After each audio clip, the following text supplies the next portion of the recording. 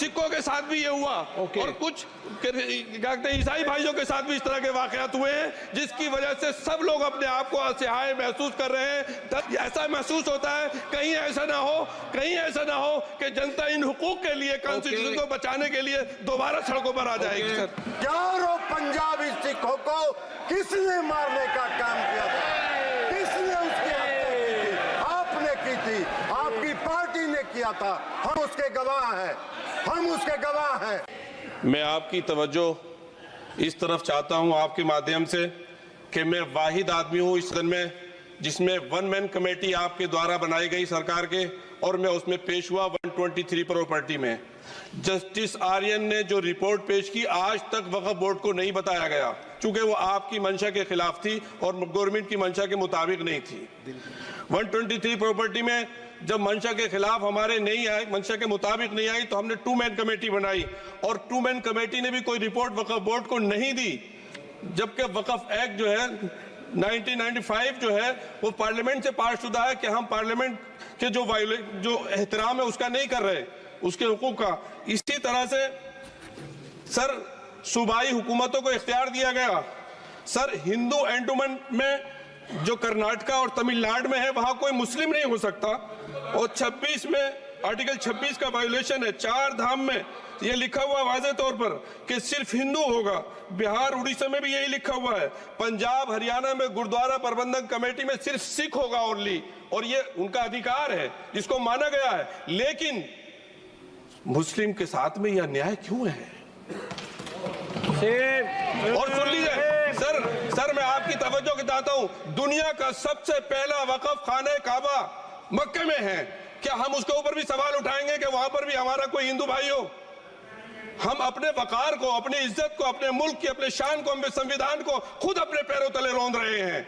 और वक़्फ़ एक मुसलमानों का मजहबी अमल है, एक मजहबी फरीजा है। इससे उनको महरूम कॉन्स्टिट्यूशन के जरिए से भी कोई ताकत नहीं कर सकती। सर ये हम बहुत बड़ी गलती करने जा रहे हैं, जिसका खुमियाजा हमें अभी नहीं सदियों तक हम भुगतते रहेंगे, क्योंकि हम खुद अपने कॉन्स्टिट्यूशन को, संविधान को, उसकी पामाली कर रहे हैं। अगर हमें इस सिलसिले में मैंने सर पूरा मैंने उसको मध्यम से पढ़ा है, और मैंने पूरी 40 तरामीम जो उसमें गलत है उसको लिखकर जो है वो मैं लेकर आया हूँ। सर इसके जरिए से सरकारी अमले को बाज़ाब्ता तौर पर यह हक आखिर लोग कलेक्टर को दिया जा रहा है। सर्वे कमिश्नर के इख्तियारात खत्म किए जा रहे हैं। आखिर सर्वे कमिश्नर भी तो गवर्नमेंट ऑफ इंडिया का होता है। सर ऐसे कैसे कर सकते हैं हम? और फिर सर उसमें मेरे मजहब के मुतालिक चीजें हैं तो वो कैसे कोई दूसरा तय करेगा? क्या कुरान में क्या लिखा है, फिक़ा में क्या लिखा है, इस्लाम में क्या लिखा है, ये आप तय करेंगे या मैं तय करूंगा? सर इससे हम मजहब में दखल अंदाजी कर रहे हैं, इंटरफेरेंस ऑफ द रिलीजन कर रहे हैं। सर इस तरह के कवानीन से मुल्क की शाख को नुकसान पहुंचेगा।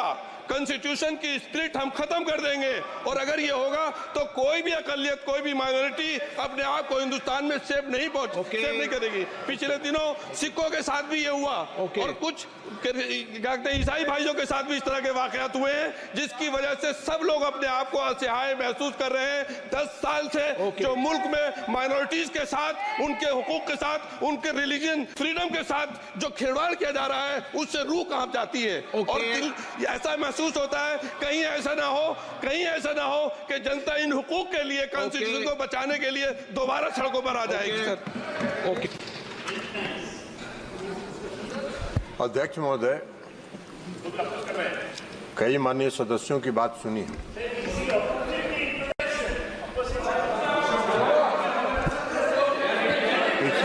This is not JDU is a party here. JDU is a party here. Whether it is opposing or supporting, I have to record my view.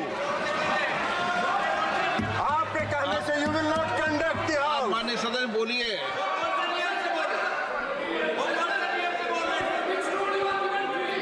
अध्यक्ष महोदय, कई माननीय सदस्यों की बात सुनने से ऐसा लग रहा है जैसे यह जो संशोधन लाया गया वक्फ बोर्ड के कानून में, यह मुसलमान विरोधी है। कहां से ये मुसलमान विरोधी है? कौन सा इसका कानून मुसलमान विरोधी बताता है? यहाँ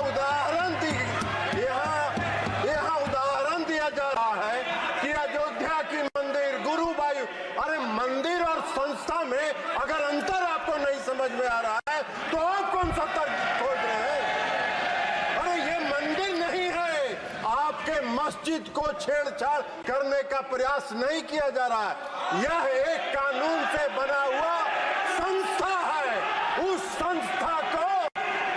संस्था को पारदर्शी बनाने के लिए कानून बनाया जा रहा है।